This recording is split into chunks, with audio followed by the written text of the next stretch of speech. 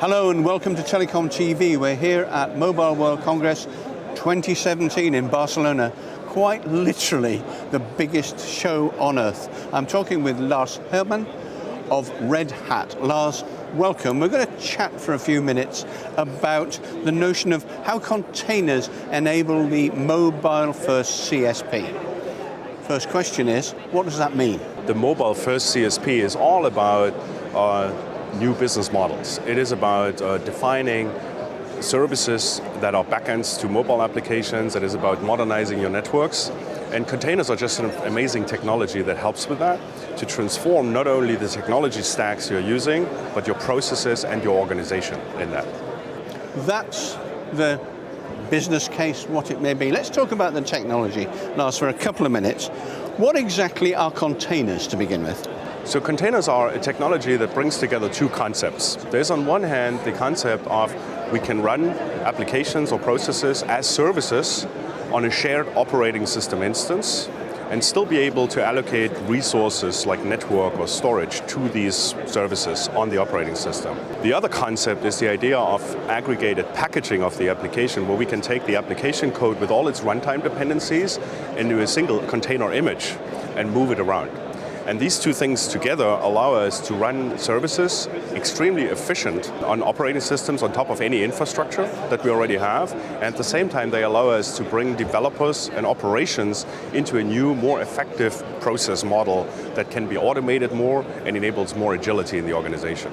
So that's containers. What are Linux containers? So Linux is the leading implementation for containers today.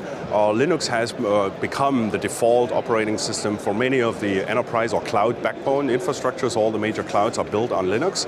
And we have a 15 years history in building out the container capabilities in there. Virtually all adoption today we see around containers is about Linux containers. Other operating systems are catching up and trying to get into the game as well. But today when we say containers, we really mean Linux containers. And they've been going for a good while, 15 years or so. Yeah, there's a long history. Containers is certainly very much a hot topic nowadays. That is new. Containers as an operating system capability have existed for many, many years. What is new, though, is that idea of the aggregated packaging that I talked about. And at the same time, we also see, because of this newness of the packaging, we see a whole value chain and ecosystem emerge around that embraces the idea of distributed computing. So we're really talking three pieces of technology. We have the operating system running services in isolated environments. We have the container images, and now we're looking at orchestration engines like Kubernetes to give us a distributed farm of compute capacity on which we can run a variety of applications extremely efficiently. That's the technology, Lars. What about the benefits as far as the CSP is concerned? So there are a great variety of benefits. The most obvious one, the one that most people look into when they look at containers, is the improvements in agility and productivity for development, really for application development. Because containerization are very lightweight, they're portable, so you can move containers around easily from a development environment into a production environment. And you can automate all these processes very well. So from a CSP specific point of view, that lends itself particularly well to these next generation business models that are all driven by cloud native applications, mobile backends, or anything as a service. When we think about the network side, though, containerization really comes into play as a technology that allows you to run a software-defined distributed fabric without significant overhead. So you get an extremely performant, lightweight system that still embraces the concept of being software-defined and therefore automatable and programmable, and at the same time high performance and mission critical. How then, Lars, do containers impact the network itself as far as the CSP is concerned? The main change, I think, that we have to anticipate there is it changes the operational paradigm around how to manage the network. Because in a containerized world, the container is effectively a service, a microservice. That could be a network function, that could be an application, could be an infrastructure service that we're consuming. Containerization changes how we think about deploying things, how we think about updating, how we think about scaling up and down, and how do we think about wiring resources to these containers. And also, most important to many people, how we make all this secure. So containers is a technology that, because it is built on native operating system capabilities, we can inherit all the built-in security in modern operating systems like Linux, like a security-enhanced Linux that we integrated into our Red Hat products, for example. So from an operations network point of view, you get the efficiency, you get a very clear path towards the software-defined network that everybody is looking at, and at the same time you get these operational and technical efficiencies into the system. Okay, so we've looked at the concept, we've looked at the technology, we've looked at the advantages and benefits and what happens operationally.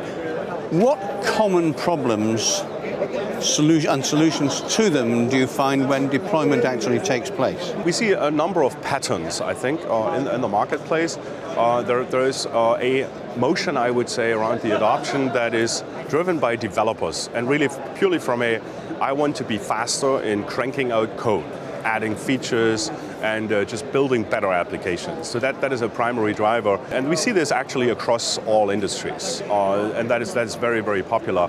We also see now in the telco area specifically is now looking at how can we leverage the benefits of containerization in efficiency and automation in building out a reliable distributed system, especially for the network, which is a different use case. It's not so much application development driven. It's really more like running things at performance. So I think overall, we're relatively early in large-scale production adoption, but at the same time, almost every organization at this point in time is doing something with containers and has at least something already in production. So it's amazing. I've been doing infrastructure technologies and open source for 20 years, and I've never seen anything like that. That within just a couple of years, we go from it's net new, nobody knows anything about it, to everybody's doing it. You're a specialist, you're a technologist, you know what you're talking about. What advice would you give to someone coming to Red Hat to say, I want to do this, I need to do it, please help me? I would probably give 3 recommendations. One would really be learn. And don't just fall for promises that you run, think along the way, because there's let's say a trap or risk to just fall for some propaganda that makes things sound easy and ignores a lot of the technical complexity. So my advice specifically would be start with the bigger picture. Containerization is a very transformative change that changes how you think of operating system, how you think about managing, how you think about workflows, and we actually start to see how you think about organizational responsibilities. So if you really want to do this right in a more strategic move, think about that big picture and work with Red Hat. We can certainly help with that. We have a lot of experience with navigating that transformation. That would be my first advice. My second advice would be there is an inherent hidden set of challenges that are not showing in the early stages of adoption.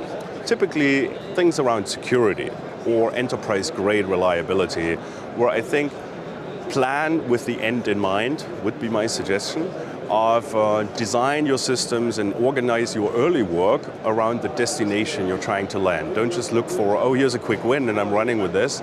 Anticipate that this is only one step on a longer journey and try to project what is that journey taking you and is that really going to be the destination. We at Red Hat built our solutions in a way that they can be guiding this journey from the baby steps all the way to the large-scale production environment in the way to run full-scale management, security, responsibilities, accountability in the organization so that the organization can be confident to take advantage of all these benefits.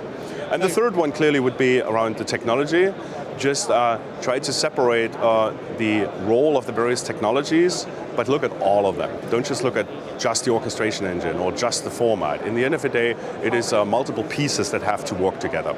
Can you encapsulate everything you've just been saying in a matter of a few words? Just saying, if I was saying to you, okay, containers and Red Hat, what about it? What would your response be? My response would really be, containers has established itself as a technology that drives the transformation of businesses and their IT functions away from supporting the business to becoming the business. And in that transformative role, they really help you building better technology and changing how the organization operates to drive more competitive advantage in this fast-changing world. Lars Hermann, thank you very much indeed. Thank you.